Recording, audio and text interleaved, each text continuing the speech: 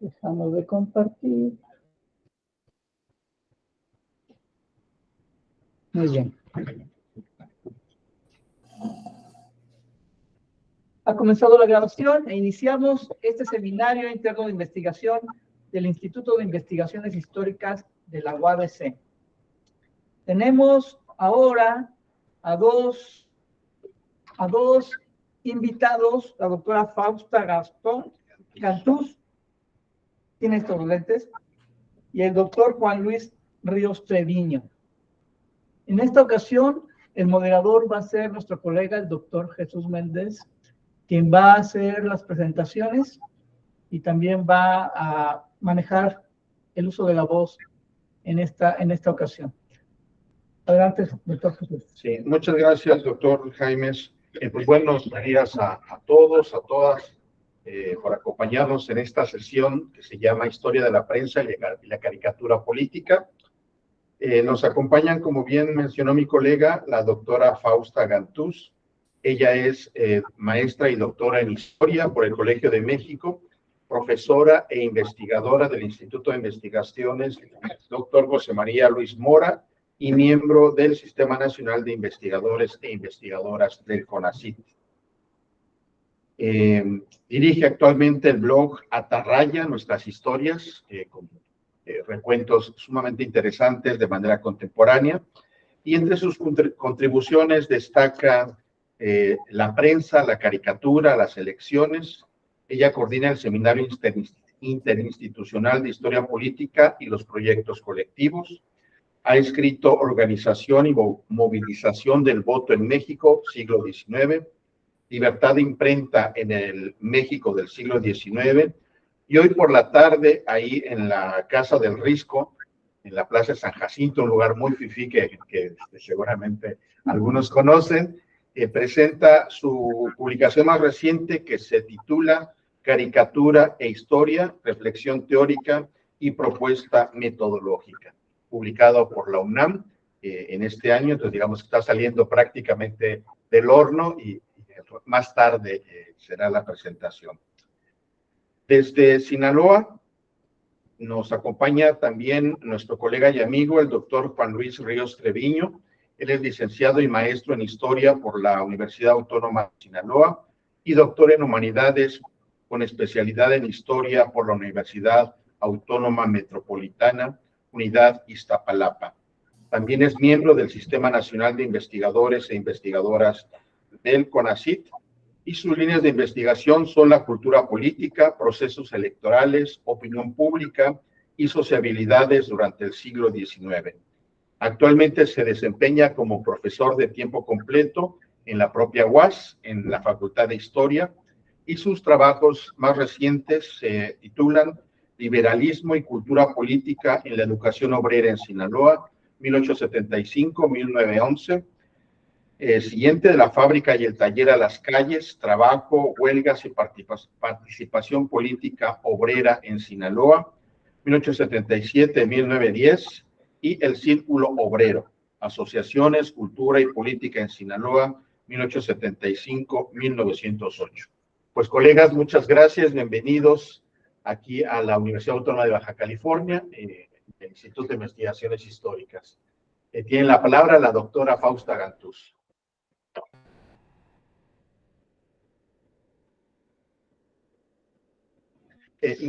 Creo que no te escuchamos, tienes como apagado tu micrófono, Fausta. La falta de costumbre ya que volvimos a la vida presencial. Decía que muchas gracias, Jesús, y como decían las abuelitas, hay que empezar agradeciendo siempre. Entonces yo digo a todos y a todas que es un gusto estar este día en este espacio compartiendo el diálogo con Juan Luis Ríos. Agradezco la invitación de Jesús Méndez y del coordinador de este seminario interno, el Ramiro Jaimes, y pues de todas y todos quienes están aquí conectados para este diálogo, y especialmente de quienes abren sus cámaras, porque hay que decir que en estos espacios virtuales estar con pantallitas en negro es bastante particular, digamos. Entonces, poderles ver la cara y cómo reaccionan, yo lo agradezco infinitamente a César, a David, a Pilar, a Yasmín. Muchas gracias. Bueno, Jesús me invitó a platicar sobre el tema que nos convoca, que es la historia de la prensa y de la caricatura política. Y yo te voy a pedir, Jesús, que cuando se me agote el tiempo me lo hagas saber, porque luego, como son temas que a uno le apasionan, se pica y se va de largo. Entonces, vale. Como hilo de media decíamos antes, aunque yo ya no sé si son iguales las medias actuales. Bien, voy a tratar de platicar un poco sobre esta historia desde mi propia perspectiva. Luego escucharemos a Juan Luis, que seguramente tendrá cosas muy interesantes que decirnos. Y yo empezaría planteando una pregunta básica y que nos hemos hecho todos, todas, que es, ¿qué es la prensa? ¿Qué son los periódicos? ¿No? Y luego podríamos saber de cuándo surgen y para qué sirven y todas las otras cuestiones, pero creo que básicamente empezaríamos por definir qué es este espacio impreso que se constituye con fines determinados, que es la comunicación entre grupos y entre autoridades y ciudadanía. Tienen un agente que lo forma y un agente que lo recibe, ¿no? Teniendo eso en claro, no vamos aquí a hacer la historia de la prensa en Europa, porque eso requeriría varias clases. También la de México, hay que decirlo, pero bueno, rápido pantallazo. La prensa empieza en México, en lo que ahora es México, antes de que se formara el país, ¿no? Desde la etapa novohispana ya tenemos imprentas y ya tenemos diversos tipos de impresos, entre ellos periódicos. Las gacetas, sobre todo, ¿no? Los diarios que dan información de las autoridades. Y que esto va a devenir después en los periódicos oficiales, de los cuales vamos a platicar en un momento. En la coyuntura insurgente, proliferan un poco más las imprentas, se crean mucho más periódicos que tienen la finalidad de darle voz a los diferentes grupos que están participando en esta guerra, ¿no? Entre realistas e insurgentes, de que va a devenir en independentista, pero que todos sabemos que empieza siendo autonomista, ¿no? Y ahí la particularidad es que se trata de imprentas que normalmente los ejércitos recogen, llevan consigo, instalan cuando se trasladan a otro lado y tienen que armar y desarmar y tienen que conseguir tinta y tienen que conseguir papel y cada vez es más difícil conseguir los implementos para poder hacer estos periódicos. Por eso si alguno o alguna trabaja temas de la época independiente, va a notar que son periódicos casi siempre de papel muy fino o de la tinta media borrosa, y que no es la reproducción digital que se hace en las bases de datos, sino que es el mismo periódico con tinta muy, muy apenas visible. Y eso tiene que ver con los procesos de adquisición de los materiales y las dificultades. Hay que decir que esta prensa, como ya va quedando claro, nace con un sello muy particular que es político, ¿no? Es una prensa hecha para combatirse unos contra otros, para combatir para luchar a favor de las ideas que cada grupo en combate tiene, para lograr difuminarlas un poco más entre la población. Y ese es el sello que va a tener buena parte de la prensa de la primera mitad del siglo XIX. No estoy diciendo que sea el único sello, obviamente van a haber otros, pero van a ser muy pocos los que no sean políticos. El fenómeno de la prensa genérica, con otros géneros importantes, cultural, social, económica, taurina, de deportes, va a ser un fenómeno más bien de la segunda mitad del siglo XX y más bien de las últimas tres del siglo XIX y más bien de las últimas 3 décadas del siglo, ¿no? En la primera mitad, lo que va a haber preferentemente sobre los periódicos va a ser folletería, que eso lo ha estudiado bastante bien Laurence Coudard, ¿no? Que muestra además con datos y con cifras cómo se va a transitar de un mundo en el que domina la folletería a un mundo en el que empieza a dominar los impresos periódicos. Los folletos, como los periódicos, tienen este carácter político que va a ir mesurándose en algunos casos o acentuándose en otros. En el caso, por ejemplo, de la prensa oficial, va a ser un proceso muy interesante y la traigo a colación porque la prensa oficial suele ser como despreciada, ¿no? La prensa oficial no nos sirve para nada, especialmente la del 20, para quienes estudian los del 20, yo no podría decir mucho, pero para el 19 sí puedo decir. Es una prensa fundamental, sobre todo de que nace tras la independencia a la década de los 80s, 90s del siglo XIX, que es cuando ya empieza a adquirir un carácter más meramente administrativo. Pero durante todas estas décadas, 6, 7, 8 décadas, los periódicos oficiales van a ser espacios de debate y de enfrentamiento político fundamentales.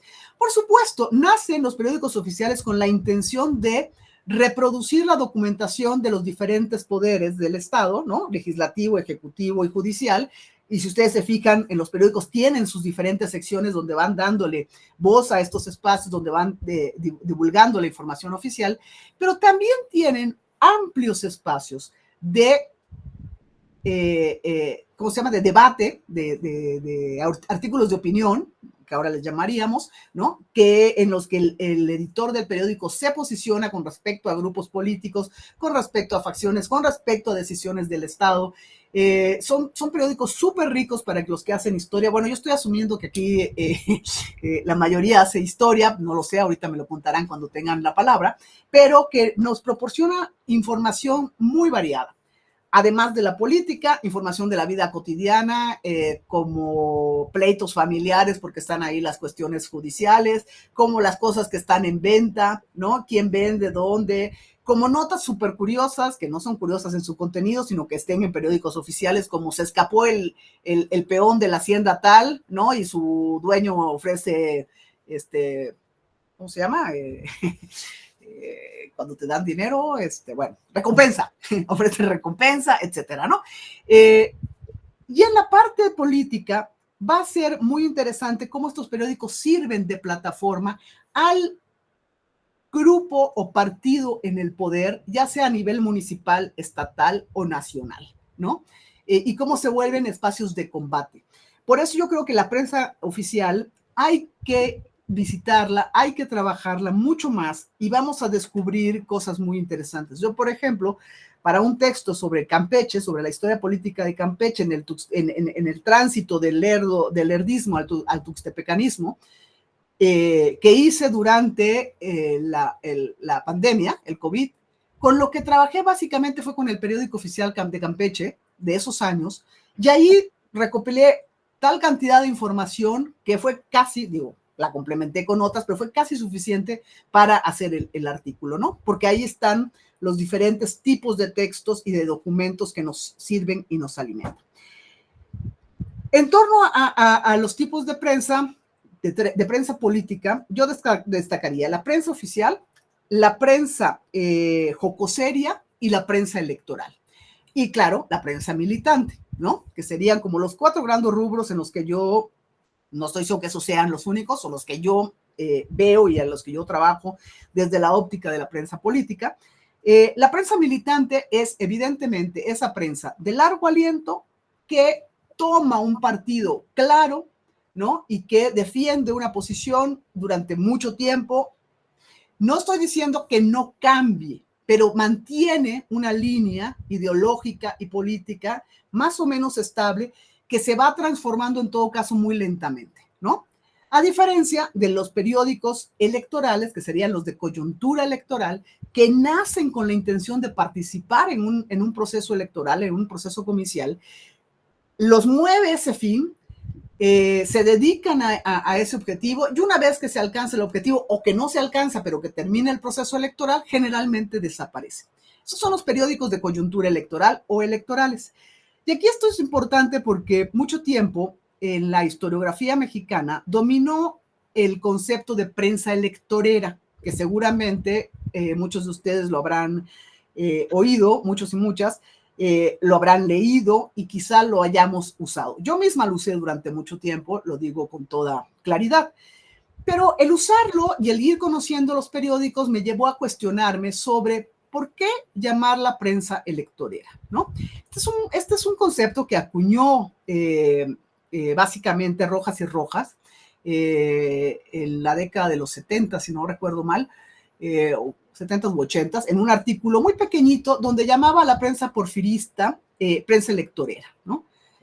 Y con ese término peyorativo se descalificaba el valor de esta prensa. Una prensa que sin duda es fundamental para los que trabajamos elecciones, porque es lo que nos permite saber quiénes están en competencia, quiénes conforman los grupos, qué es lo que buscan, cuáles son sus objetivos, cuáles son sus programas, ¿no? Cuáles son sus intenciones, con quiénes se están peleando. Tienen un valor fundamental. Y además, ¿por qué debemos despreciar un periódico? Porque tiene una determinada finalidad. ¿Qué acaso nosotros no vamos a un periódico porque coincide con nuestra posición política, ideológica, cultural, lo que sea, a una revista, a un libro? Generalmente, si somos muy disciplinados, podemos leer aquellos periódicos con los que no coincidimos, pero no porque nos gusten, no porque creamos en ellos, sino porque los necesitamos para tener una visión más crítica, ¿no?, del entorno en el que nos movemos. Pero en realidad tenemos nuestros periódicos que son los que queremos porque son con los que coincidimos, ¿no? Esos periódicos tienen una finalidad. Todos los periódicos tienen una finalidad. No hay ningún periódico que nazca para nada. Entonces, si todos los periódicos tienen un objetivo y una finalidad, ¿por qué habríamos de cuestionar la validez de unos periódicos que nacen con un objetivo claro, declarado? O sea, no es que hacen como que son otra cosa y están haciendo campaña. No, es que nacen para promocionar una candidatura, ¿no? Entonces, yo creo que hay que volver sobre nuestros pasos como historiadores e historiadoras de la prensa que nos hemos dedicado a eso, y repensar problemáticas como la que nos plantea la prensa electoral o electorera, ¿no? Y tomar partido. Yo no estoy diciendo, y eso que quede muy claro, que todos y todas tienen que coincidir con lo que yo estoy proponiendo. Lo que yo estoy invitando a hacer es que reflexionemos sobre aquellos conceptos y categorías que usamos y cómo las usamos, y que muchas veces nada más las repetimos sin cuestionarlas, que fue lo que me pasó a mí con ese concepto, como con otros, ¿no? Ya llegaremos al tema de la caricatura, que también es un tema lleno de supuestos que uno repite, ¿no? Y que en realidad, si uno se mete a estudiarlo, pues no es aquello en lo que habíamos venido pensando o creyendo que era. La prensa militante, la prensa oficial, la prensa electoral y la prensa jocoseria. Es una prensa muy importante porque, otra vez, si bien vamos a encontrarnos con algunos periódicos, sobre todo en la primera mitad, que tengan alguna cuestión social, alguna cultural, lo que predomina es la prensa jocoseria de corte político. También va a pasar en la segunda mitad, pero en la segunda mitad ya vamos a encontrar una mayor amplitud, un mayor abanico de posibilidades. Cuando hablo primera mitad y segunda mitad, yo tomo como referencia 1857 con la Constitución, ¿no? Y luego, y el dominio digamos, básicamente, salvo el breve periodo supuestamente conservador del Segundo Imperio, pero a partir del 57 lo que vemos es una línea político-ideológica liberal en el poder, ¿no? Básicamente. Por eso hago ese corte, no solo porque se lanzó la Constitución, sino por todo lo que implica en términos del poder desde las posiciones ideológicas. En este caso, la prensa jocoseria es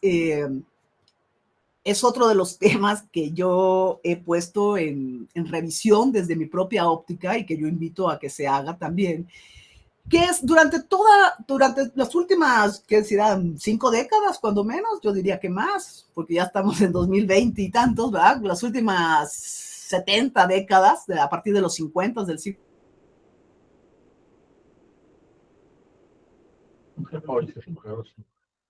De la que yo estoy hablando. Pero yo recupero el concepto jocoserio. ¿Perdón? Adelante.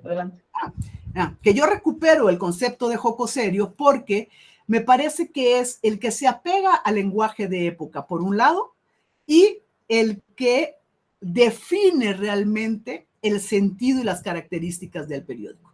Satírico es un género y refiere a una forma muy particular, ¿no?, de comprensión desde la sátira de la realidad. En cambio, el jocoserio refiere al humor y todas sus variantes. O sea, un periódico jocoserio puede usar la sátira, la ironía, puede valerse de figuras retóricas, puede usar metáforas, puede usar un sinfín de recursos que no necesariamente se pueden atribuir a lo satírico. Entonces, por eso hablo de la prensa jocoseria política. La prensa jocoseria política, además de este juego con las diversas posibilidades literarias, ¿no? De formas literarias, también tiene que ver con qué temas trata. Al llamarse o autollamarse cocoserios, están abriendo la posibilidad tanto de tratar cosas desde el humor, como de tratar cosas cuando, digamos, el tema lo amerita desde la seriedad, que es lo que nosotros podemos encontrar en periódicos señeros como La Orquesta, El Hijo del Aguizote, El Aguizote y otra tanta cantidad de periódicos que son menos conocidos, pero no menos importantes que El Hijo del Aguizote, que es el que todo el mundo conoce, ¿no? Que generalmente recurren al uso del humor, pero cuando hay alguna coyuntura muy particular, encontramos textos escritos con lo que llamaríamos seriedad, ¿no? Tono serio. Estas revistas se valen del verso, del chiste, de la copla, del recurso teatral, ¿no? O sea, diálogos teatrales, en fin, tienen una gran variedad de formas y de estilos literarios de los que se valen para hacer crítica de los funcionarios, de los 3 niveles de gobierno y de las diferentes situaciones que van teniendo lugar. En fin, bueno, yo diría que estas son las 4 formas principales de hacer prensa política. Y que otro tema muy importante que no debemos olvidar quienes hacemos historia de la prensa política y de la caricatura política es el tema de la libertad de imprenta y libertad de expresión, ¿no? Que está amparado por la Constitución, pero que tiene un largo recorrido desde la Constitución de Cádiz hasta la Constitución del 17, de 1917, ¿no? Para marcar 2 momentos fundantes de todo este largo siglo XIX, y que va a pasar por diferentes estadios, diferentes leyes, diferentes acercamientos a cómo se entiende la libertad de imprenta y de expresión y cómo se baja, digamos, cómo se aterriza en la práctica. Debo decir que, en mi opinión, libertad de expresión y libertad de imprenta no son lo mismo. Para que haya libertad si hay libertad de expresión, puede haber libertad de imprenta, pero puede haber libertad de imprenta, puede haber libertad de expresión sin libertad de imprenta. ¿Qué quiero decir?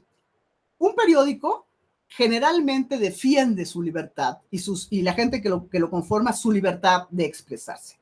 Pero no olvidemos que un periódico también puede prescindir de su posición crítica, de su posición autónoma, de su posición independiente y servir a ciertos fines. O sea, puede renunciar a su libertad de expresión, ¿no? Por lo tanto, tenemos que ser muy críticos de nuestro objeto de estudio, y si hago como un llamado intenso a que ustedes lo tengan en cuenta, porque lo que yo he visto en la academia es que cada vez se usa más la prensa, pero cada vez es menos crítico con la prensa que se usa. Entonces, quien usa la prensa la reproduce como si fuera una fuente inmaculada, incuestionable, que lo que ahí está dicho, ya, con eso estamos hablando de la verdad histórica, ¿no? Y hay que tener siempre muy presente que los periódicos nacen con una intención. Persiguen objetivos políticos, económicos, cuando menos. Y luego podemos entrar a otra serie de intereses que defienden. La gente que forma parte de ellos, tenemos tanto los que dan la cara como esos otros que están detrás y que no vemos, pero que también están influyendo en los periódicos. Entonces, cuando nos acerquemos a un periódico, hay que hacerlo con una mirada muy crítica. Hay que hacer un trabajo hermenéutico de verdad con las fuentes que tenemos.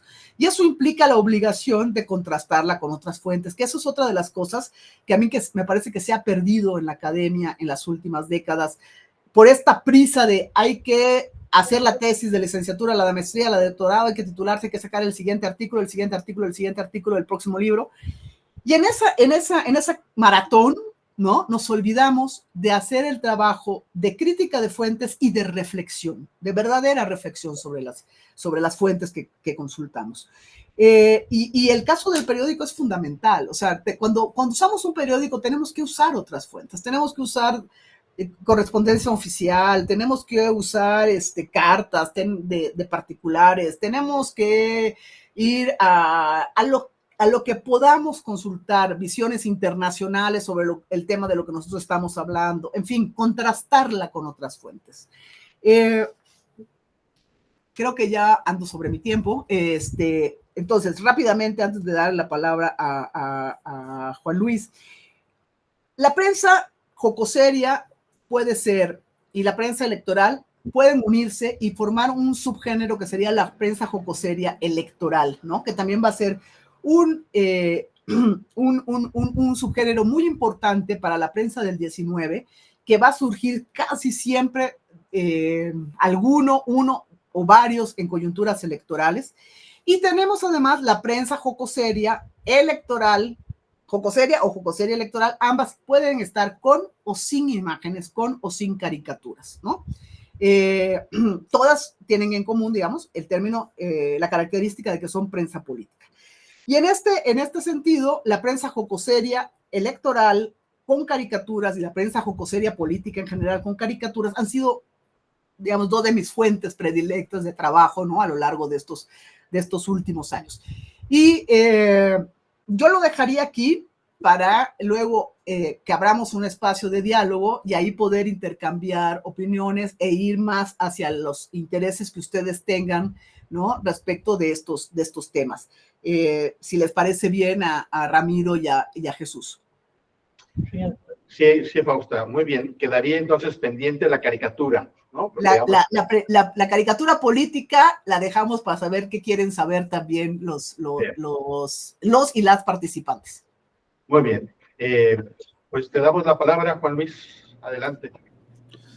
Muchas gracias. Muy interesante la participación, como siempre, de la doctora Fausta. Igual también yo me sumo a los agradecimientos a Jesús por la invitación al Instituto de Investigaciones Históricas de la Universidad Autónoma de Baja California, por la organización. Igual, como lo decía al principio, pues es un honor para mí compartir este espacio con la doctora Fausta, sobre todo porque, digamos, para una generación de jóvenes historiadores o ya no tan jóvenes, el trabajo que tanto ella como la doctora Salmerón han digamos, liderado en torno a la investigación de las fuentes, de la utilización de la prensa con fines políticos y en general a esta parte metodológica y teórica, igualmente a la cuestión de la cuestión electoral, etcétera, etcétera. En general, todo el marco referencial de la historia política del siglo XIX, pues ha sido evidentemente una oportunidad de cuestionar, de nuevas observaciones, ¿no? De observar nuevos campos de estudio para quienes vamos iniciando, por así decirlo, en esta cuestión de la investigación y de la profesión de la historia. Y en ese sentido, pues, le decía yo a la doctora al principio, voy a estar un poco en modo fan, pero además yo creo que ya no recuerdo la cantidad de veces que cito sus trabajos en la tesis doctoral. Entonces, un poco más o menos entiendo la cuestión que nos explicó magistralmente al principio. Yo me voy a dedicar un poco a analizar dentro de mi marco cronológico de estudio, si me dan la oportunidad, que es en un principio el periodo porfirista en Sinaloa, aunque hoy me he estado dedicando un poquito más a la gran década nacional, a la cuestión desde la guerra de reforma hasta la República restaurada, a la cuestión exclusivamente de la prensa política, no solo porque, digamos, la doctora es pionera en ese estudio, especialista, está, ya lo decíamos, a punto de presentar un texto que esperamos leer muy pronto, sino porque además Sinaloa, y creo que también algunos estados del noroeste, tienen una particularidad que durante el siglo XIX, durante la segunda mitad del siglo XIX y una buena parte del siglo XX, no se desarrolló la caricatura política en la prensa u otros escritos.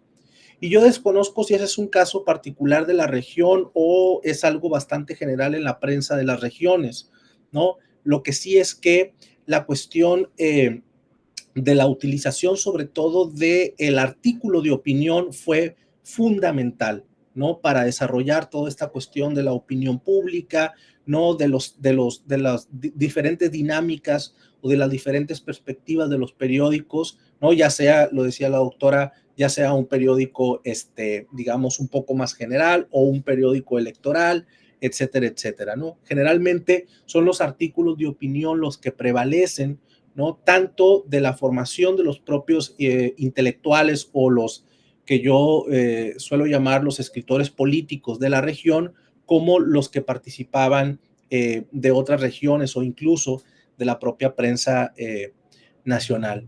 Entonces, me gustaría ir un poco combinando, digamos, esta perspectiva teórica que he recopilado digamos, de estos escritos, de estos análisis que encabezó la doctora Gantús y bueno, y otros más, otros historiadores más a lo largo de estas décadas en los que el tema, digamos, se ha vuelto una especie como de moda también, sobre todo en el contexto de la transición democrática, etcétera, etcétera, y un poco tratar de relacionarlos a ustedes en la forma en la que yo lo utilicé para mi análisis de estudio, para mi investigación y las dinámicas particulares que de ella surgieron.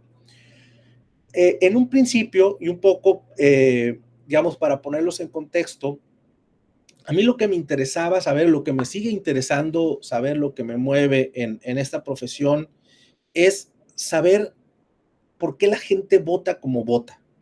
Esa es, digamos, mi pregunta principal. Si pudiéramos partir de la pregunta principal que mueve mis investigaciones, es eso, ¿no? ¿Por qué la gente vota como vota? ¿Y qué dinámicas resultan de esos procesos electorales, de esas prácticas políticas, ¿no? O de esas culturas políticas, por englobarlo en un aspecto más general.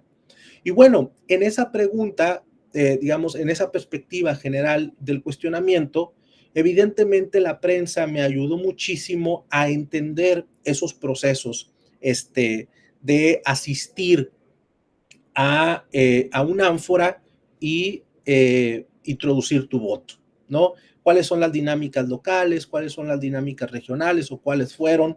Etcétera, etcétera. Y una perspectiva o una primera perspectiva general que pudiera yo decir es que precisamente el estudio de la prensa nos ayuda mucho a entender las dinámicas de las culturas políticas dentro de las sociedades que vamos a analizar. Y sobre todo, a través de ella podemos observar el termómetro político de los distintos grupos que se establecen en la región, evidentemente principando por empezando por los grupos de interés, pero también por otros grupos que se forman dentro de las propias sociedades, que no necesariamente son estos grupos de élites, pero que sí tienen una participación extensa, importante en ella, sobre todo cuando entienden su relevancia. Y eso fue otra de las cuestiones que me llevó también a tratar de involucrar a estas famosas clases subalternas en las que yo me enfoco principalmente en los trabajadores, ¿no? En las clases obreras, artesanas, etcétera, etcétera, que también han sido una parte importante de mis propias investigaciones. Entonces, eso es por un principio. Y cuando observamos el interior de la prensa, de todas las prensas, ya lo decía la doctora Fausta, las prensas más generales, los periódicos más generales, los que están distinguidos a la cuestión económica, por ejemplo, o a la cuestión del trabajo, que esa es otra cuestión muy interesante, ¿no? El nacimiento de periódicos especializados también para un cierto grupo muy determinado, o la prensa electoral, que nace en esa coyuntura política en el marco de los procesos electorales. Y ahí podemos observar cuáles son los temas que se tocan en la prensa. Es decir, y un poco no, ahorita iré y tocaré ese tema, la cuestión de la opinión pública, cuáles son los temas que le interesa tocar a la prensa, ¿no? Digamos a los redactores, a los dueños de los periódicos, ¿no? Sea el gobierno o sea la oposición, porque de pronto lo que vamos a observar es que aparecen, de acuerdo al contexto, cuestiones que tienen que ver con el ayuntamiento, ¿no? O con el manejo de los ayuntamientos, la labor del Congreso local o la labor del Poder Ejecutivo. De pronto aparecen temas concernientes a los mecanismos de justicia, ¿no? O temas que conciernen a la propia dinámica de la expansión e influencia de la opinión pública, ¿no? Del trabajo de la empresa, de la imprenta. Entonces, claro que cada empresa editorial, por así decirlo, tiene, ya lo decía la doctora, esos intereses propios, ¿no? Y las temáticas diferentes que se abordan, pues se les suelen comúnmente ser un reflejo de hacia dónde se quiere llevar la conversación, ¿no? Y ahí podemos observar precisamente los intereses políticos regionales. Además de ello, la prensa también es un vehículo muy importante para analizar y distinguir los lenguajes políticos. Recientemente, en el blog Atarraya, que dirige la doctora Fausta, precisamente publicó un texto en el que analiza la importancia de las narrativas de lo local en el marco de las propias nacionales, que son narrativas que no necesariamente coinciden, ¿no? Y generalmente solemos hacer esa generalización, ¿no? Pensamos que las temáticas que de pronto conciernen a la llamada prensa nacional, ¿no?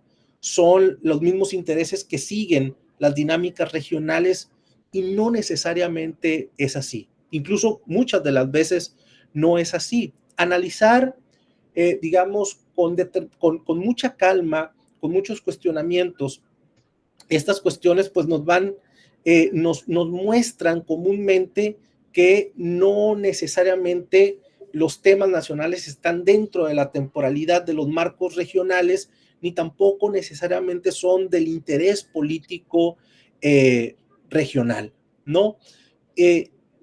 Y me acerco, me recuerdo a una de las primeras cuestiones que de pronto marcaron, por ejemplo, el interés de lo local, o una de las primeras que me saltaron a la vista en términos del proceso de mi investigación, y es que cómo se da la relación entre la prensa o lo que de pronto llamamos esta explosión de pronto de la opinión pública, sobre todo a partir de 1861, una vez que termina la guerra de reforma en Sinaloa, o el proceso de esta guerra que se da en una temporalidad menor, pero incluso desde más atrás, prácticamente desde 1849, incluso más adelante, que hay un desarrollo de la prensa inusitado, ¿no?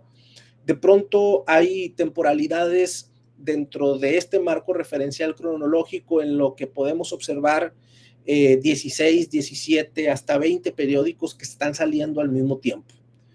Y claro, uno puede decir, bueno, quizá en otras regiones, en otros estados más densamente pobladas, eso puede ser normal, pero Sinaloa hoy es un estado muy chico. Imagínense a mediados del siglo XIX.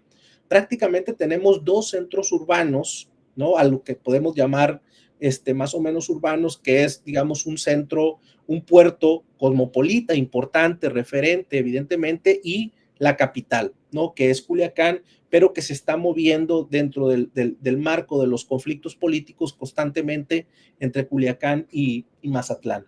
Entonces, lo demás es un territorio enteramente rural, ¿no? Enteramente rural. Entonces uno dice, bueno, ¿en dónde está el interés porque haya tanta prensa, tantos periódicos? Y claro, eso me llevó a entender a mí que, digamos, a ir a otras fuentes, como decía la doctora, y entender, por ejemplo, que en el marco constitucional de 1861, Sinaloa establece la votación directa para las elecciones locales, para gobernadores, diputados locales, prefectos, etcétera, etcétera. Con ello no quiero decir que el voto durante la época no siguiera siendo corporativo, ¿no? Evidentemente las sociedades se mueven todavía por corporaciones. Sin embargo, la prensa, al tener que recabar, digamos, los grupos políticos, al tener que recabar los votos directos, pues la prensa se convierte en un medio para dar legitimidad a través del discurso a todos los grupos sociales, ¿no? Y claro que por la lejanía con los centros urbanos, estos grupos sociales que van y depositan su voto al ánfora, pues no están constantemente en la discusión, en el debate público de los personajes políticos, ¿no? Porque están alejados de los centros urbanos. Entonces, la discusión que se está llevando a cabo, ¿no? Dentro de este marco de sociabilidad que generalmente está dentro de los centros urbanos, pues hay que llevarlo a otras poblaciones a las que evidentemente los políticos o los personajes interesados en los procesos electorales, pues no pueden llegar por distintas cuestiones, porque los caminos son difíciles, por el tiempo, por los mismos conflictos políticos, no porque las áreas, digamos, tienen esas divergencias, etcétera, etcétera, ¿no? Y eso te explica un desarrollo importante, por ejemplo, en la cuestión del desarrollo de la prensa. Entonces, digamos que en ese sentido, me parece que la prensa política, se va a constituir como un componente clave en el sistema político, ¿no? Es decir, y sobre todo la relación entre prensa y política, la vinculación entre diarios y los propios partidos políticos o los grupos políticos o lo que comúnmente llamamos estos clubs políticos que nacen al calor de las contiendas, ¿no? Entonces, evidentemente, la prensa es la encargada de forjar, ¿no? Esta opinión pública, pero además también de representarla, ¿no? Uno se da cuenta que, digamos, no solamente la prensa va hacia a estos grupos de intereses, sino que también aparecen nuevas audiencias, ¿no? Nuevas audiencias que son muy diferentes al lector ilustrado, al que pensamos que por su capacidad intelectual es un poquito más racional, ¿no? Sino que poco a poco van incorporándose a estas nuevas, digamos, a estos nuevos lectores y a divulgar, evidentemente, a través de ellos, el origen del poder legítimo, ¿no? O temáticas como las formas de gobierno, la ciudadanía, los derechos de la ciudadanía, ¿no? Y generalmente lo que vamos a observar ya en el interior de estos periódicos, pues va a ser muchas veces, por un lado, estos textos de opinión, ¿no? Con los, digamos, con los intelectuales o los escritores políticos referentes, pero también por el otro lado, una gran cantidad de transcripción de textos doctrinarios, ¿no? Si es una prensa religiosa, se da este debate constantemente y entonces suelen traerse, ¿no? Otros artículos de opinión publicados en la prensa nacional que son replicados en la prensa local, pero al mismo tiempo también si es un artículo de interés comercial, de interés empresarial, no de interés gubernamental o incluso también de una cuestión opositora, ¿no? Al gobierno en turno. Y en ese otro sentido, me parece que otra de las cuestiones que me ayudó muchísimo a entender la dinámica política de las sociedades que estaba estudiando a través de la prensa era medir el grado de violencia de las sociedades y del estado en el que se estaban desarrollando contextualmente. A mí me parece muy curioso, por ejemplo, que en el caso de Sinaloa hay más libertad de prensa durante toda la gran década nacional, ¿no? Con todas las guerras civiles y con todos los enfrentamientos que existen, que durante la supuesta paz porfirista, ¿no? Entonces, claro, la paz, pues muchas veces se explica a través de los mecanismos de coerción y de sometimiento, ¿no? Entonces, una cuestión un poco así como que la paz a través del miedo colectivo, ¿no? Por así decirlo. Esto fue algo que siempre me llamó mucho la atención, porque incluso recordé un pasaje de uno de los periodistas más importantes de Sinaloa durante la época, Francisco Gómez Flores, ¿no? Que escribió una reflexión acerca precisamente sobre el papel de la prensa en Sinaloa durante la época, ¿no? Y él decía un poco, para citarlo, ¿no? Decía, se lamentaba sobre su insípida, decadente y sin interés, situación provocada principalmente, decía, por la tiranía ejercida a la libre emisión del pensamiento, ¿no? Y había otra, decía él, siendo la cárcel la única perspectiva del escritor, es difícil que haya quien se resuelva el sacrificio de escribir para que nadie lo lea y además lo enjaulen enseguida, ¿no? Entonces, digamos, ahí está esta crítica, a estas cuestiones que evidentemente nos ayudan a medir y sobre todo a entender que la prensa política no necesariamente, digamos, tiene, y ahorita lo decía la doctora, es muy, muy interesante, porque, digamos, uno la puede observar desde múltiples perspectivas, ¿no? Desde el periodismo crítico, desde el periodismo gobernista, desde digamos, del periodismo de oposición, ¿no? Y recordé como, digamos, como para llegar a este punto de entender también la utilización de la prensa en conjunto a lo que decía la doctora hacia el final de su exposición, un texto de Jacqueline Cobo, creo que es del 93, si mal no recuerdo, doctora, publicada en Historia Mexicana, ¿no? Y un poco repite más o menos lo que usted nos comentaba al final, que es muy interesante en términos de cómo utilizamos la prensa para nuestras investigaciones. Decía, bueno, si no le creemos a la prensa hoy, ¿qué nos hace pensar que los periódicos del siglo XIX o del siglo XX pues tienen como esa verdad absoluta o que sus autores son verdaderamente o completamente objetivos, ¿no? Evidentemente son mecanismos que se mueven a través de intereses y sí, digamos, es muy interesante que nos podamos dar el tiempo de pronto de analizar esos procesos contextuales y no tomar como referencia inmediata o verdad absoluta lo que la prensa menciona, porque claro, y a mí también me pasó mucho que de pronto encontraba algo sobre mi tema y pues me emocionaba que lo tomaba prácticamente como una referencia inmediata sin, digamos, poder comprender el contexto en el que esa opinión se desarrollaba y entender, digamos, pues cuál era el mecanismo de interés de esa opinión, porque finalmente los diarios, los periódicos, y bien lo decía la doctora, pues son estos mecanismos en el que se transmiten mensajes, propagandas, ¿no? Ideologías, y entonces claro que evidentemente repercuten en una sociedad que se va a informar, ¿no?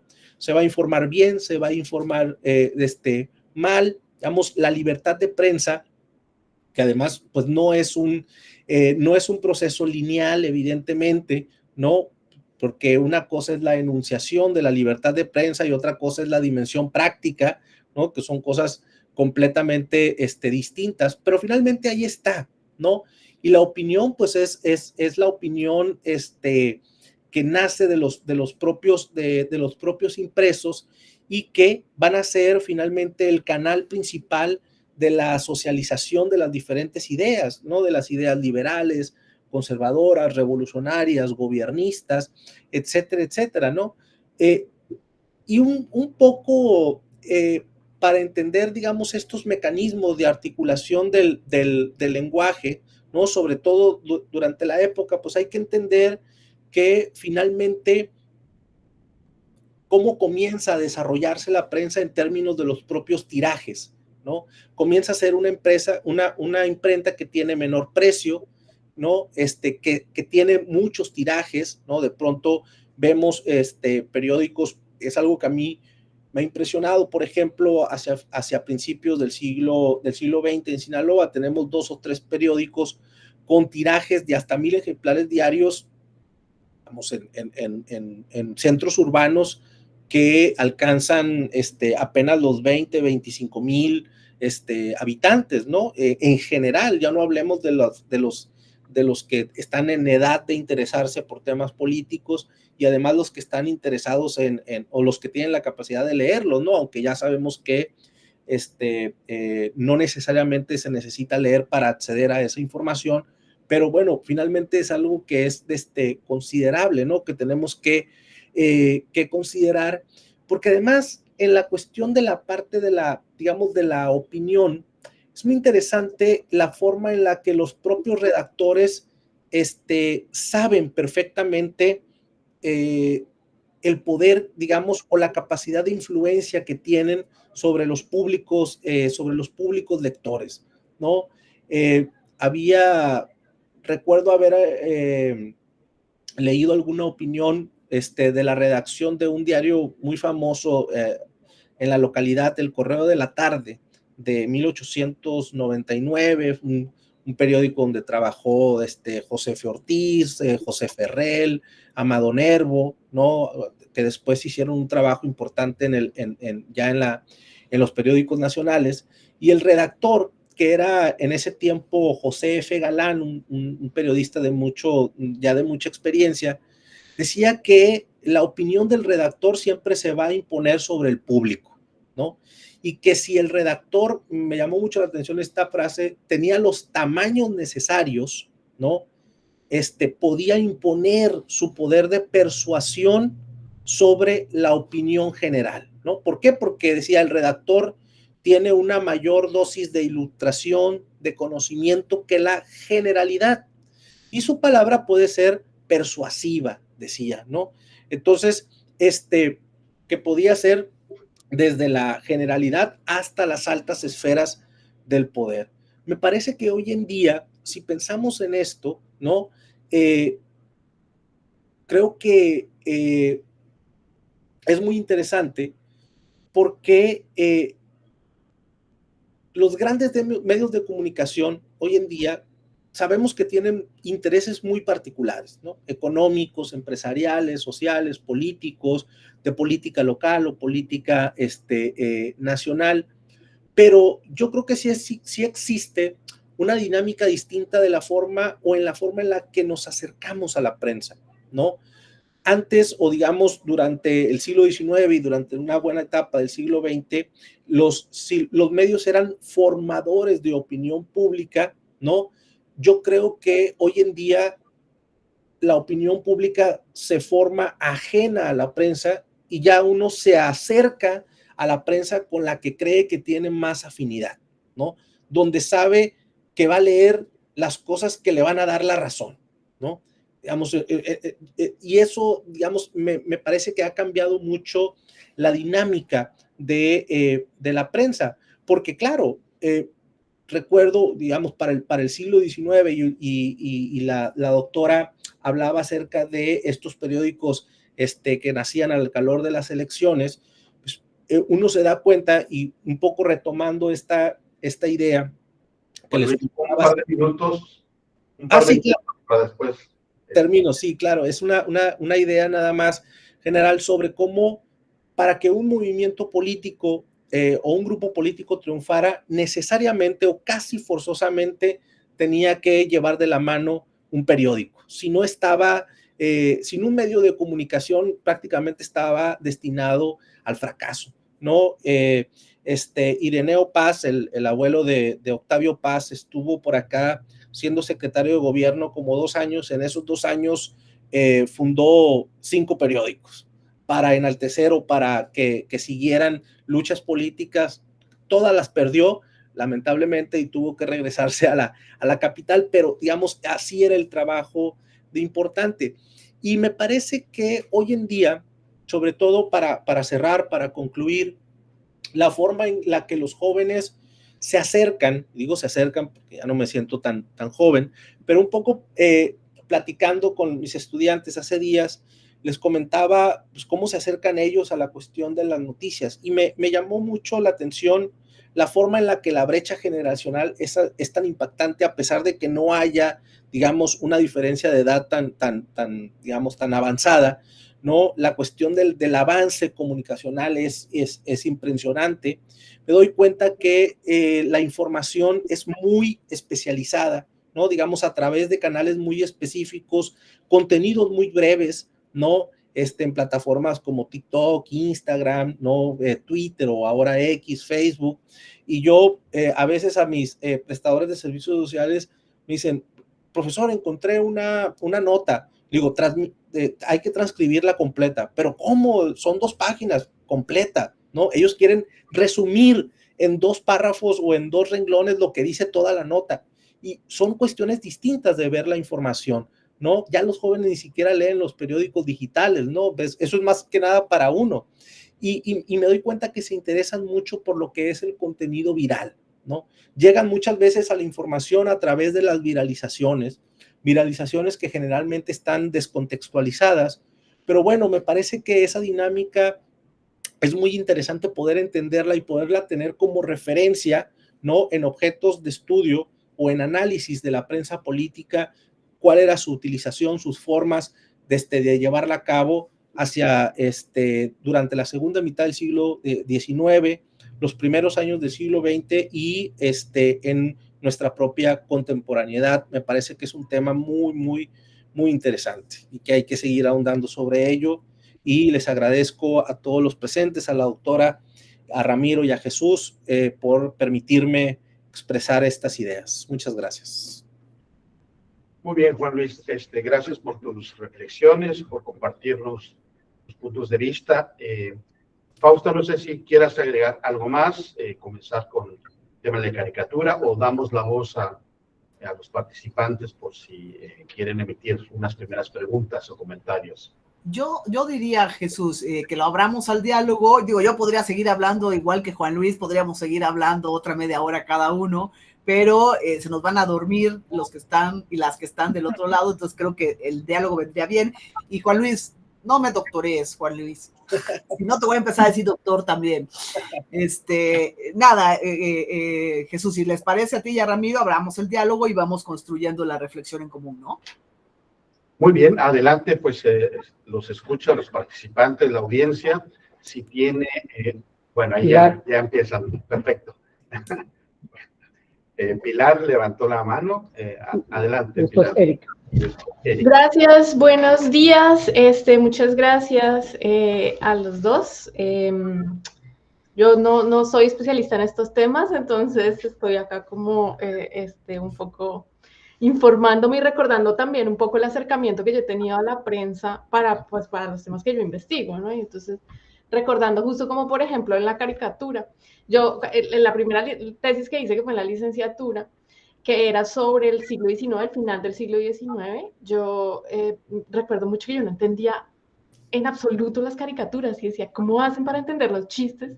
Pero no tengo ningún referente, ¿no? Pero por supuesto mi tema era más historia urbana, no historia política, entonces era como difícil acercarme a ello. Pero bueno, además de agradecer, mi pregunta un poco tendría que ver con el hecho de si en el siglo XIX ustedes consideran que los periódicos hacían básicamente periodismo de opinión, o si ya en ese momento había, digamos, como que ya reflejaban diferentes tipos de periodismo, no sé, periodismo de servicio, noticias, investigación, o como más o menos en qué época podemos ir identificando que haya diferentes tipos de periodismo que oferte la prensa, ¿no? No solo el policíaco, sino como otros tipos de periodismo que se vaya especializando, ¿no? Y entonces empezamos a encontrar diferentes secciones donde podemos acercarnos no solamente a la opinión, sino justamente como a otros tipos de desarrollo pues de la vida,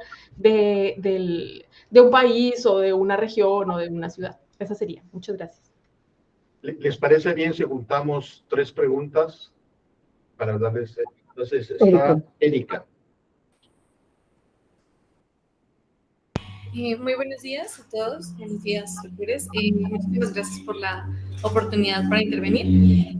Bueno, ahorita que escuchábamos al doctor Juan Luis Ríos, me preguntaba por algo que me ha estado causando un poco de dificultad en el desarrollo de mi tesis, ¿no? Y es precisamente el buscar la agencia, ¿no? También la participación de la subalternidad, es decir, dejar de ver como la prensa como el espacio de la formación de la opinión pública de arriba hacia abajo, porque siento que dentro de la prensa también habría, digamos que, bueno, como manifesté, una dificultad por escuchar la voz de la subalternidad. Si bien se ha considerado que en periódicos, como lo comentaba ahorita la doctora, en esta tipología de periódico, en periódicos poco serios se puede acercar uno un poco más a, digamos que la visión subalterna o la visión incluso que están oposición al poder dominante, es un poco difícil encontrar realmente la opinión auténtica de estos sectores más subalternos, especialmente de aquellos que no son letrados. Entonces, eso me hace pensar también, especialmente en los trabajos del doctor Juan Luis Ríos, acerca de los espacios de sociabilidad, es decir, cómo podemos anclar o relacionar estos espacios de sociabilidad con la forjación de la opinión pública a través del periódico. Gracias. Muy bien, muchas gracias, Erika. Por ahí había levantado. Juan Luis mismo. Juan Luis, sí, es cierto. Sí, no, yo también tenía una pregunta hacia la doctora sobre cuando revisa esto de no rechazar la prensa oficial o cuando lo comenta, porque y por mi propia experiencia, me he encontrado algunos debates muy interesantes dentro de la prensa oficial que pues básicamente dan voz, ¿no? También a las opiniones contrarias digamos, al poder en turno. Recuerdo, por ejemplo, uno de ellos, que es un debate que se da sobre la aplicación de las leyes de reforma en el periódico 5 de Mayo, entre el entonces gobernador, el general Antonio Rosales, y el obispo del estado, no recuerdo ahorita el nombre, pero digamos es un debate muy, muy acalorado acerca de la aplicación de las leyes de reforma que tiene lugar, curiosamente, dentro de la prensa oficial, que es muy interesante leerlo de esa forma. Y recordé otro debate, que es un debate sobre el alma, ¿no? Sobre la función del alma, que curiosamente lo tiene quien entonces es director del Colegio Rosales, hoy la Universidad Autónoma de Sinaloa, que es el ingeniero Francisco Sosa y Ávila, ¿no? Que parte, digamos, de toda esta idea muy positivista de la época, y que básicamente es un texto que le causó su dimisión, ¿no? del colegio, porque todos los grupos, digamos, más del cercanos a la Iglesia Católica, pues le cayeron con todo. Sin embargo, es un debate que es, digamos, muy libertario, muy moderno en el sentido del proceso de la ilustración o del ilustrativo de la época, y que tiene precisamente lugar en la prensa oficial, ¿no? Digamos, y es curioso porque a pesar de que la prensa oficial da esos espacios, ella misma también, sí, de pronto, o el poder, por así decirlo, se ve mermado por esos procesos de opinión, pues también tiene digamos, posteriormente el trabajo coercitivo, ¿no? Digamos, tiene puede ser un doble filo, ¿no? Digamos, expresarse dentro de la prensa oficial, pues de manera demasiado, no libre, sino, digamos, polémico, por así decirlo, ¿no? Eso me llama mucho la atención. Si pudieron dar un poquito más sobre cómo le ayudó la prensa oficial en este texto, doctora. Fausta, perdón. Ok, Fausta, adelante. Bien, qué bueno, Juan Luis, ya nos relajamos. No, muchísimas gracias a Pilar y a Erika y a Juan Luis por las intervenciones. Trataré de ser breve, aunque cada tema obviamente abre una beta, ¿no? Sobre la cual podemos pensar ampliamente. Aprovecho la intervención de Pilar para justo tocar el tema de la interpretación y la lectura la lectura y la interpretación de las caricaturas. Por supuesto que una caricatura, pese a toda esa historiografía y toda esa literatura muy general sobre que la imagen dice más que 1000 palabras, que una caricatura llega más al pueblo que una reflexión escrita, etcétera. Todos esos son lugares comunes que no se sostienen, pero que todos repetimos y todas repetimos, ¿no? Como si fueran una verdad. Las caricaturas solo pueden ser leídas en el marco de espacios y de círculos de interés, ¿no? Contemporáneos. O sea, a mayor distancia en el tiempo, mayor complejidad, para poder entender las caricaturas. A mí me pasa mucho que como trabajo caricatura política, la gente cree que trabajo humor, ¿no? Y no, a mí el humor no me interesa al final del día. Por supuesto, uno dice, si este chiste que yo no lo entiendo, no me río. A mí lo que me interesa, y es por lo que es importante la caricatura política, es en cuanto a una fuente que nos cuenta a nosotros y nos permite ver cuáles eran los temas de interés, los personajes que estaban en el escenario, ¿no? En proscenio, cómo se trataban, ¿no? De qué preocupaciones estaba cruzada la sociedad, etc. Y eso implica un desciframiento, desde identificar a los personajes, que salvo los más conocidos, en general es muy difícil, ¿no? Identificar los temas de los que están tratando, que tienen que ver con la cotidianidad, justamente su virtud y su defecto, ¿no? Para nosotros, nos habla de la cotidianidad. Pero la caricatura no es ni siquiera legible para contemporáneos. Yo repito aquí lo que suelo decir en muchos foros y en muchos espacios. Si ustedes se van una semana de vacaciones y renuncian a la conectividad de todo tipo y a la lectura de información de todo tipo, o sea, no leen periódicos, no ven la televisión, no entran a sus redes, de verdad se desconectan, se van a una isla, ¿cómo se llama? Deshabitada y sin ningún medio de comunicación. Y regresan 7 días después, no les estoy diciendo 3 años después, 7 días después, y abren el periódico y ven la caricatura, no se van a reír, no nos vamos a reír. ¿Por qué? Porque perdimos el ritmo de la vida pública, de lo que está sucediendo. Y entonces no vamos a saber exactamente a qué están diciendo. Pasa lo mismo cuando entran a las redes, ¿no? Entra uno al Twitter, ahora X antes Twitter, y ve ahí que dice cualquier cosa. Y la verdad, lo primero es el asombro.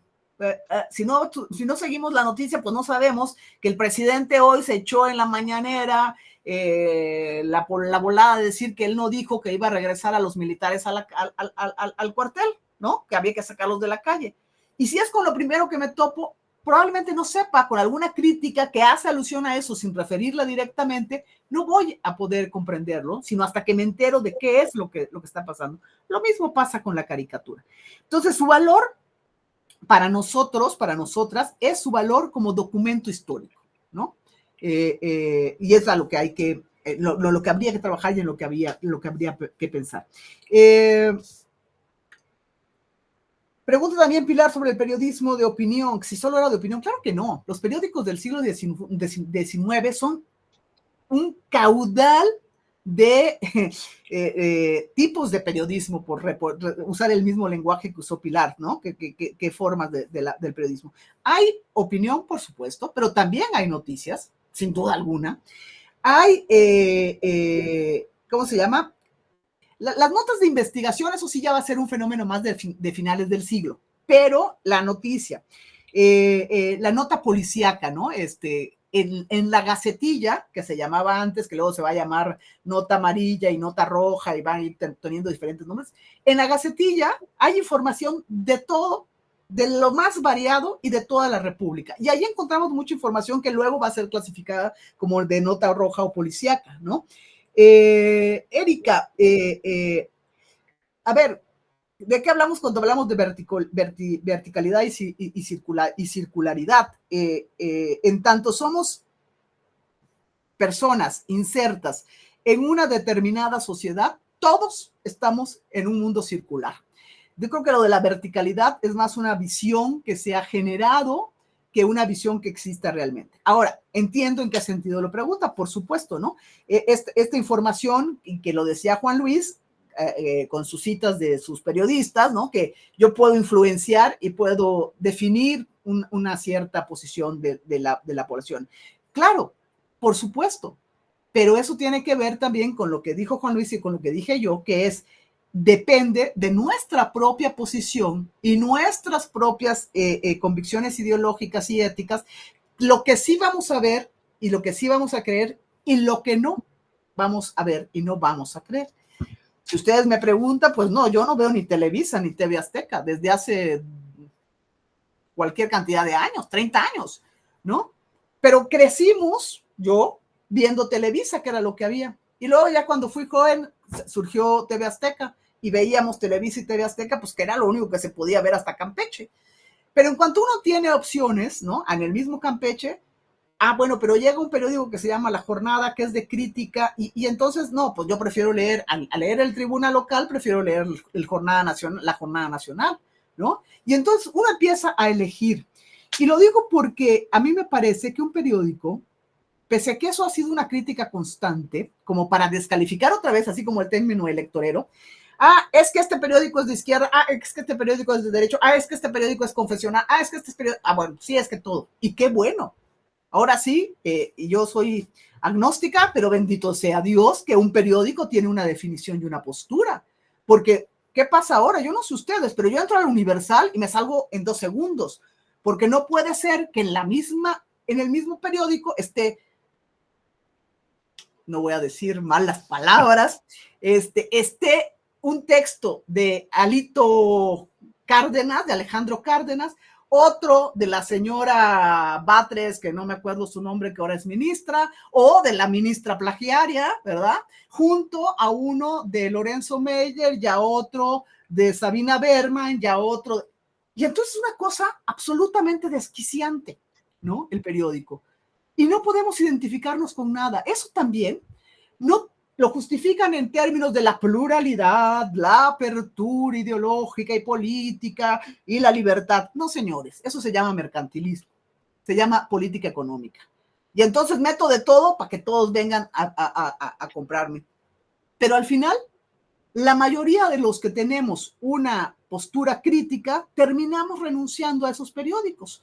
Prefiero a La Jornada vendida al sistema, pero que ya sé qué es lo que voy a encontrar, que un periódico como el Universal de todo y de nada, ¿no? Entonces, los periódicos que se comprometen tienen una postura ideológica y política. Y Juan Luis, bueno, lo de la prensa oficial es que es todo un mundo, ¿no? Se ha trabajado poco, aunque empiezan a haber un interés un poco, digamos, más amplio. Está el trabajo que coordinó Adriana Pineda sobre los periódicos oficiales, que reúne varios, y que es un libro que circuló muy poco porque lo editó el Senado, pero que debe de estar en línea en el Senado, con trabajos de Guadalajara, de Chiapas, de varios lugares de la República, porque el periódico oficial, durante estas primeras décadas, en tanto lograba definir verdaderamente su carácter, pues tú lo acabas de decir, incluía. Lo mismo hacía promoción por un candidato, que sacaba un artículo en contra de otro, que no estoy diciendo en el caso, no es que sea similar al caso del Universal, no, quiero decir, tenían una postura política, aun cuando se supondría que no deberían de tener una postura política porque eran oficial, ¿no? Laurence Coudard, por ejemplo, en el estudio que hace para la prensa regional de Morelos, si no me equivoco, también se mete con la prensa oficial y la muestra cómo funcionaba como plataforma política del gobernante en turno, que además que generalmente quería reelegirse, etcétera, ¿no? Hay información, insisto, de lo más variado, porque incluía la sección de Gacetilla, incluía la sección municipal, generalmente la sección estatal y la sección nacional, se llamaran así o no, pero generalmente las incluían. Y tenemos los documentos del Poder Ejecutivo, estatal y nacional, los documentos de legislativo, que dan generalmente los periódicos oficiales de los estados, dan cabida a los debates de las sesiones de la Cámara de Diputados, igual que lo hacen los nacionales para la Cámara Federal, y tienen una partecita para poner los resultados de los juicios, ¿no? O darle seguimiento a los juicios del Poder Judicial. Y a eso se suma toda la información cotidiana. Lo mismo nos encontramos la referencia a la fiesta de recepción del comandante fulanito de tal que llegó de visita al pueblo, que el baile de máscaras por el carnaval, o sea, eran periódicos que cumplían una función mucho más allá de lo meramente oficial, de lo meramente administrativo, ¿no? Y yo creo que en eso radica su valor. Y ya, me dejo la palabra a Juan Luis para que también pueda opinar sobre estos temas. Muy interesante. Me saltó de pronto esa idea y me parece que hay que trabajar algo sobre sobre eso. Bueno, muchísimas gracias a Pilar y a Erika por sus preguntas. Bueno, ya lo comentaba en el caso de Pilar, la doctora Fausta, que evidentemente sí, hay muchísima prensa especializada. Sobre todo tiene que ver con los intereses de los propios grupos regionales, ¿no? Digamos, en el caso, por ejemplo, digamos, de Mazatlán hacia el siglo XIX, en donde hay una gran cantidad de comerciantes de todo tipo de países, ¿no? Hay comercios, hay casas comerciales francesas, hay casas comerciales alemanas, estadounidenses, que la gran mayoría de ellos tienen un interés en el proceso de explotación minera. Entonces, lo que hay son periódicos especializados en la cuestión mercantilista, ¿no? La idea de las nuevas tecnologías mineras, la idea del precio internacional de las cosas, etcétera, etcétera, ¿no? También hay una prensa muy literaria, ¿no? Que suele ser especializada en la cuestión literaria, etcétera, etcétera. Entonces, digamos que de pronto los propios grupos de interés ven la oportunidad de establecer estos mecanismos de comunicación para poderse dar a notar, ¿no?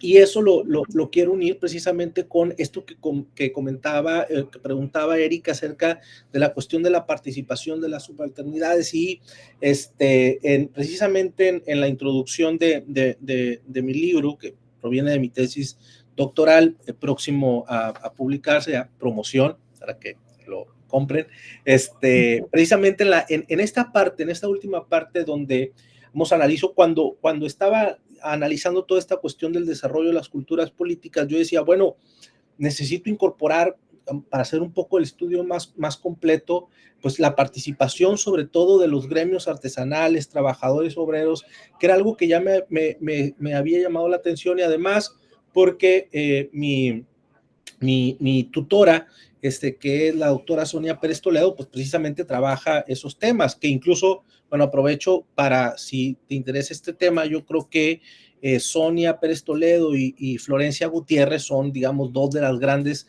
especialistas en este tema. Digamos, y bueno, dije, bueno, me tengo que acercar un poco a ver cómo se desarrollan, cómo se desenvuelven estos grupos en la dinámica política. Y lo primero, es muy difícil, y lo señalo ahí, es muy, muy difícil en tanto la información tiene que salir de todos lados y a veces es muy poca. Digamos, por un lado, tenemos la cuestión de tratar de entender cuáles son las dinámicas de sociabilidad de estos grupos. Y eso generalmente va a estar en las famosas, en las notas pequeñas, que son notas de pronto de 3 o 4 rengloncitos que aparecen en la prensa general, ¿no? La fiesta del aniversario de una sociedad, el billar que de pronto se aperturó y que las clases trabajadoras están muy contentas, la cantina donde hubo un pleito porque dos trabajadores se pelearon después de la jornada laboral. Son pequeñas notitas que uno va encontrando y que va tratando de hilar toda la estructura. Los archivos judiciales son muy importantes también para entender esto, porque como hoy sucede, la gente pobre en el siglo XIX es la que va a la cárcel, ¿no? Entonces, generalmente uno en los archivos judiciales puede encontrar, ¿no? Digamos, sobre todo cuando explica el juez de qué se trata digamos, el juicio, o en este caso el delito, pues ahí te explica, ¿no? Que fulano y sutano, de origen zapatero, de origen panadero, o de profesión barbero, carnicero, etcétera, etcétera, se pelearon, tuvieron un conflicto en un billar, en una cantina, y por X o Y razón, ¿no? Porque a veces están las razones, ¿no? Y muchas de esas razones de pronto uno puede ser muy interesante porque se pelearon por una cuestión municipal, o se pelearon porque hubo una discusión que se acaloró al interior de la cantina. Y yo recuerdo, porque eso me quedó todavía muy, muy grabado durante mi formación estudiantil, un profesor nos decía que cuando él iba a una cantina conocida de la ciudad, en la cantina nada más había un periódico, ¿no? Entonces, lo que hacían era que de pronto uno pegaba el grito, ¿ya lo leyó? Sí, ya lo leí, préstemelo. Y entonces El periódico al final terminaba, imagínense, pues prácticamente hecho bola porque pasaba por cientos de manos que la gente que iba llegando pues lo iba leyendo. Entonces esos espacios de sociabilidad es muy interesante analizarlos, sobre todo cuando esos espacios de sociabilidad informal se convierten en espacios de sociabilidad formal. Es decir, que hay ya la formación de gremios muy identificados, ¿no? El caso de, por ejemplo, los zapateros, barberos, tabaqueros, impresores, incluso hay una asociación en Sinaloa para el siglo XIX que es de impresores, de artesanos impresores. Entonces, digamos que uno se puede dar cuenta ya cómo hay esta organización y la organización, ¿no? También conlleva a una cuestión de toma de conciencia política. Muchas de ellas participan con el poder, es cierto, la gran mayoría participan con el poder, apoyan al candidato oficial, son los que organizan los mítines, las marchas, en sus propios periódicos despliegan el apoyo al candidato oficial, pero uno se da cuenta que ya son conscientes de que tienen ese poder de negociación en tanto un ente político, en tanto que son un ente político. Y eso se puede ver precisamente a través de las publicaciones de carácter especializado, ¿no? Que son específicamente de la prensa, ¿no? En el caso, por ejemplo, de Sinaloa, nace un diario, un periódico, más bien es un semanario, de carácter obrero, que lo organizan entre 2 o 3 organizaciones gremiales y le ponen El Socialista.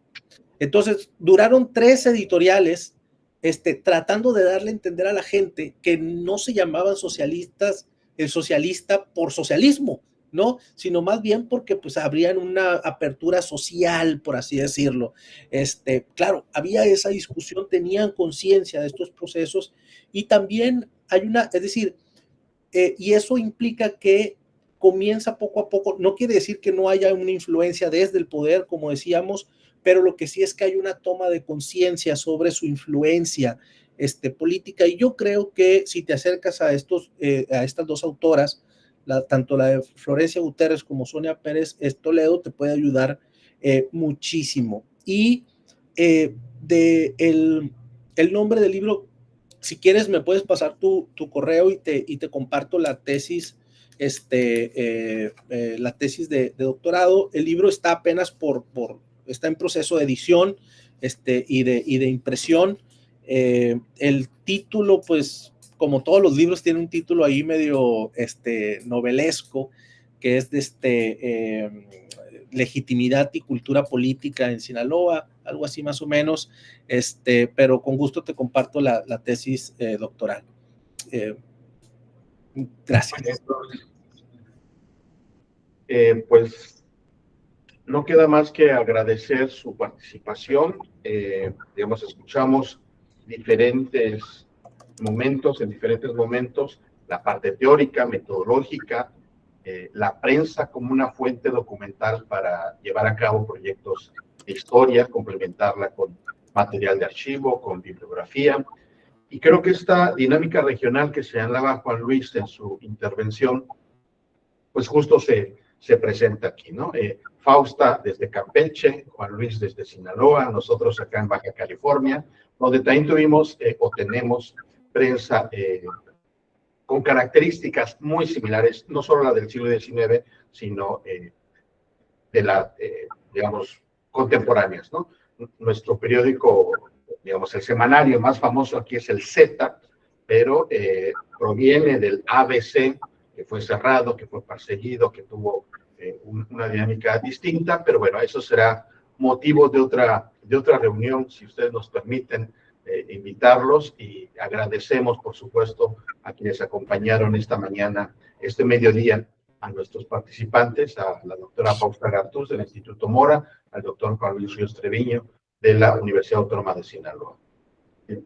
Ramiro. No, pues nada, agradecer a todos, a Fausta, a Luis por su generosidad en la participación, a la exposición, la respuesta de las preguntas, Y a mí me parece muy bien, muy buena idea que haya otra sesión similar, porque seguramente se quedaron muchas preguntas en el tintero, y me parece que va a ser necesario no solamente discutir acerca de la caricatura, sino de otros géneros que nos interesan mucho. Especialmente me interesa lo religioso, la prensa llamada confesional, pero me parece que los estudiantes también les interesaría hablar, sobre todo en lo que mencionaba acerca de las fuentes, en la investigación, en la forma como interpretar y tomar estos testimonios periodísticos.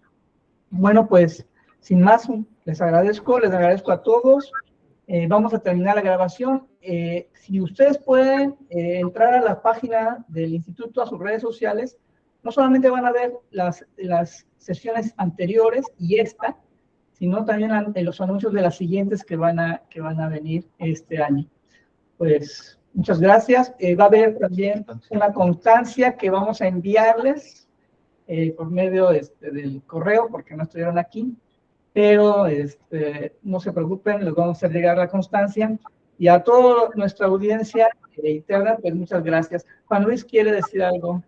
Yo nada más antes de terminar, igual agradeciendo a la doctora nuevamente, a Fausta nuevamente por su participación, igual agradecerle a todos los asistentes, a la organización, y nada más decirle a la doctora que me invite a un proyecto algún día, aprovechando la recta.